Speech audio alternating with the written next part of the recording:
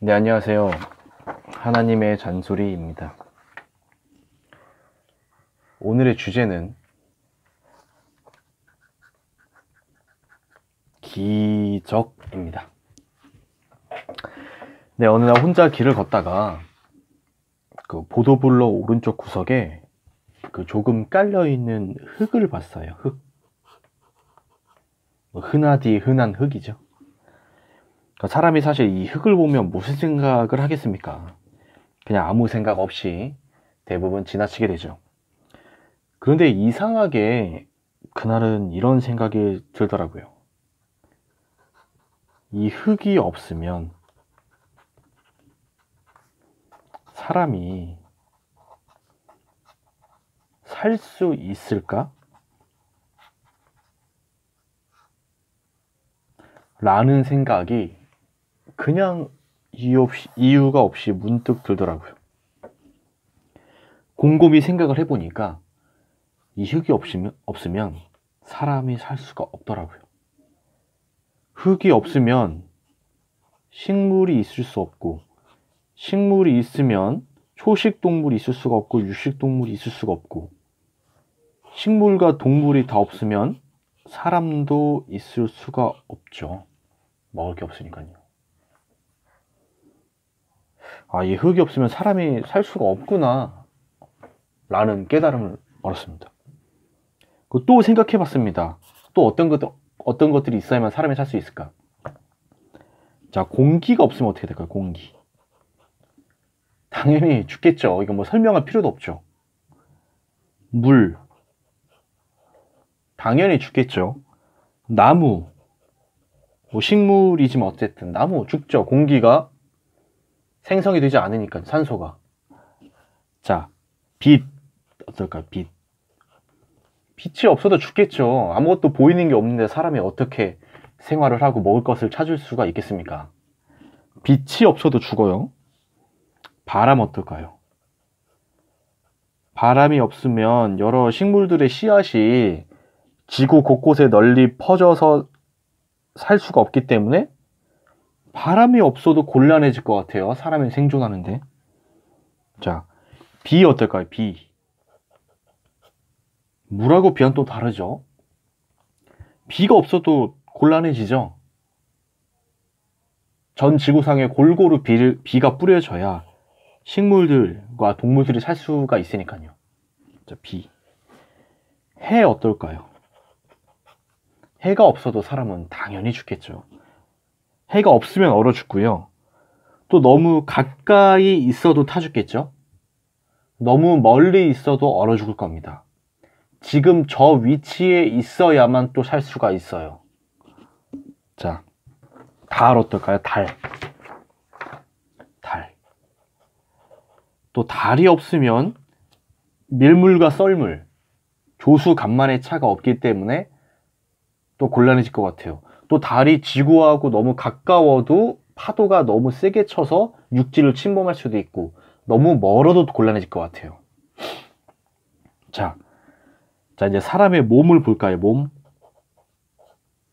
뭐 심장, 신장, 뭐 폐, 간, 뭐 혈액, 뇌, 대장, 소장, 뭐 췌장 등등등, 뭐 등등등.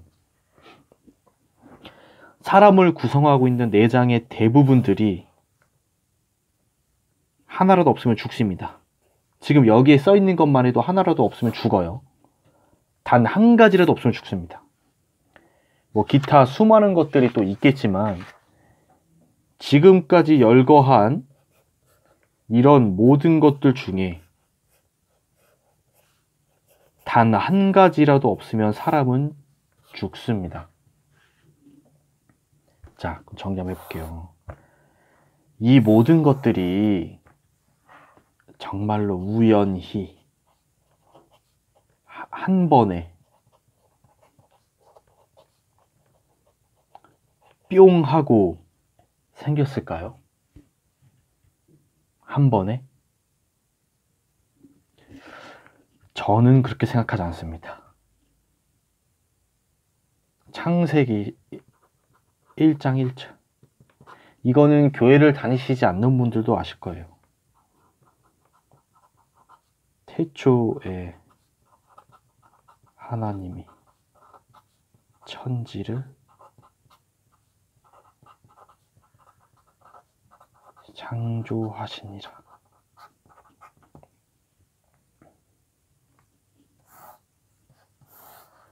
우연히 이런 것들이 한 번에 뿅 생겼다는 것보다 저는 누군가가 최적의 환경을 세팅했다는 게 더 오히려 믿기가 쉬워요. 저는 그렇습니다. 어쩌면 이 모든 것들이 한 번에 뿅 하고 우연히 생겼다는 게 더 큰 믿음 아닐까요? 누군가 세팅했다는 게 더 오히려 믿음이 작은 건 것 같아요. 이게 우연히 생겼다는 믿음이 사실 더 큰 믿음인 것 같아요. 제가 볼 때 더 확률이 낮거든요. 누군가 세팅했다는 것보다. 역설적으로 비기독교인들이 기독교인들보다 더 믿음이 크다고 해야 될까요? 자, 또 우리가 기적을 말할 때,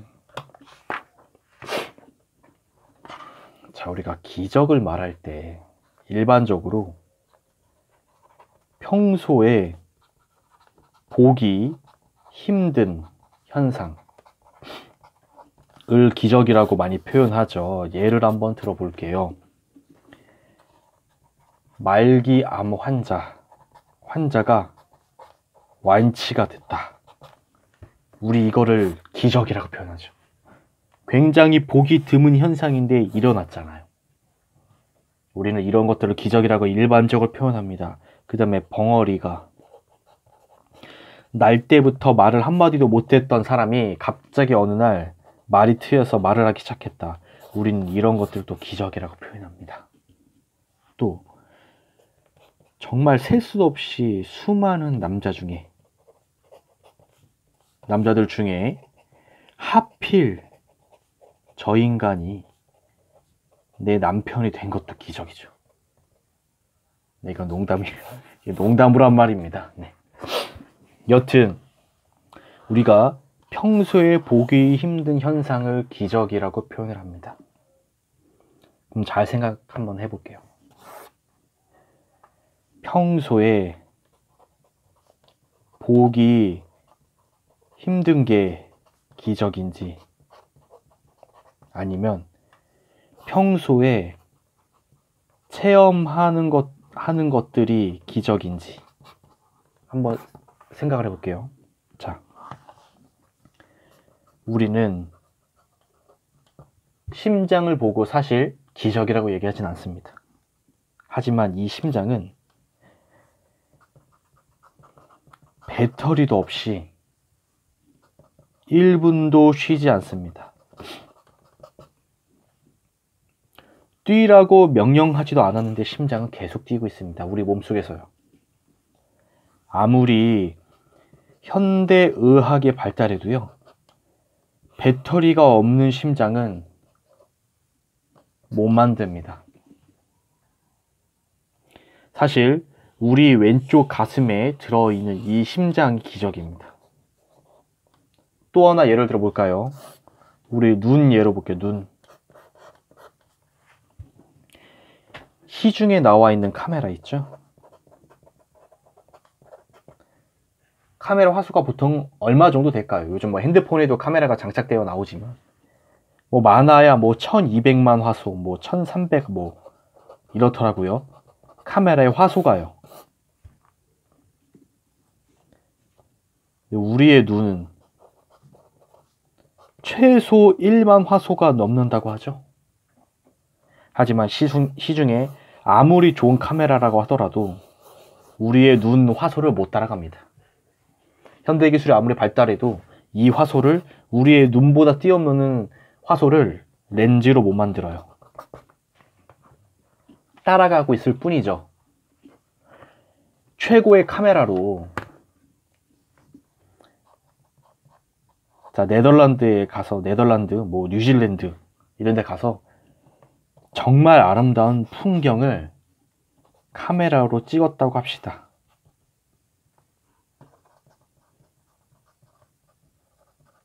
한번 보는 것만 못하죠.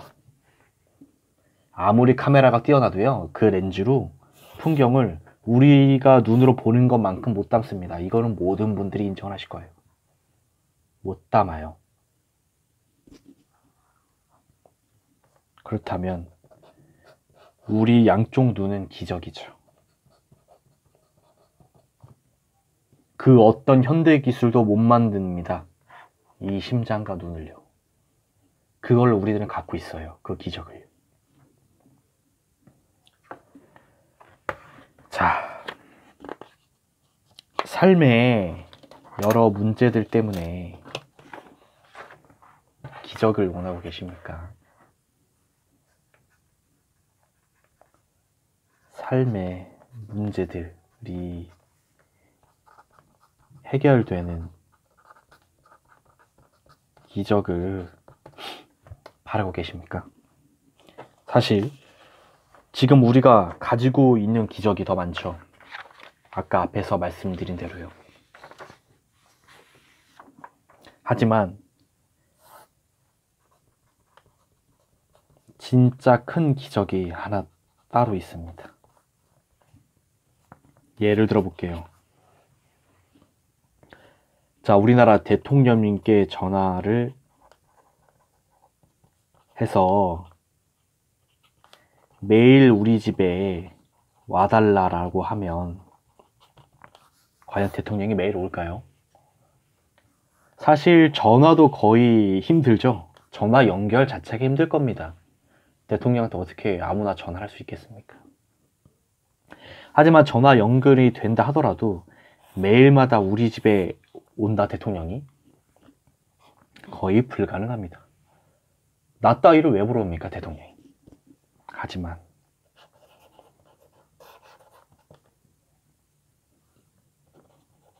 앞에서 언급한 모든 기적들을 창조하신 분, 이 모든 기적 자체도 경이로운데 이 경이로운 기적을 창조하신 분께서 매일 나를 만나고 싶어 하신다.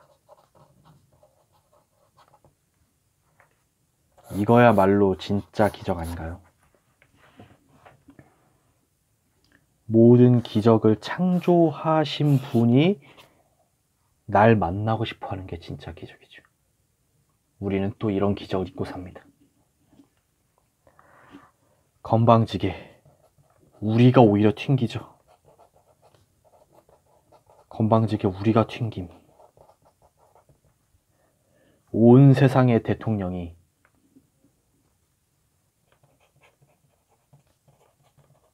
기도라는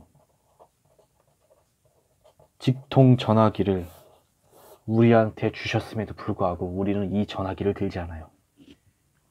하루에 한 통도 안 할 때도 있습니다. 하도 답답해서 오히려 그분께서 우리 집 문 앞에까지 오셔서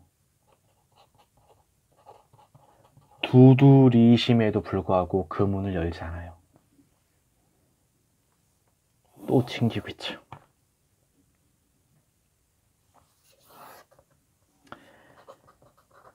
정리하겠습니다.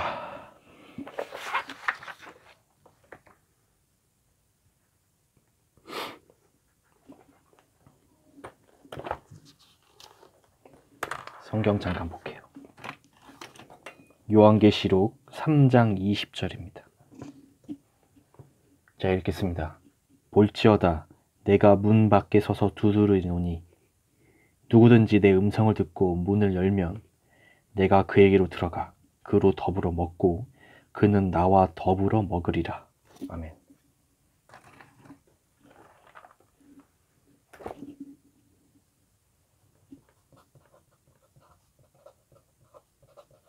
기적을 창조하신 분께서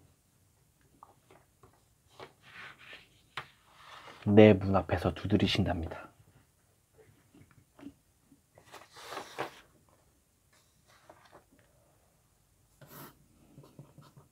삶에 여러 문제들로 기적이 일어나기 원하십니까? 세상에서 가장 큰 기적이 나의 문을 두드리고 계십니다. 이 가장 큰 기적을 만나시길 진심으로 기원하겠습니다. 오늘의 하나님의 잔소리였습니다.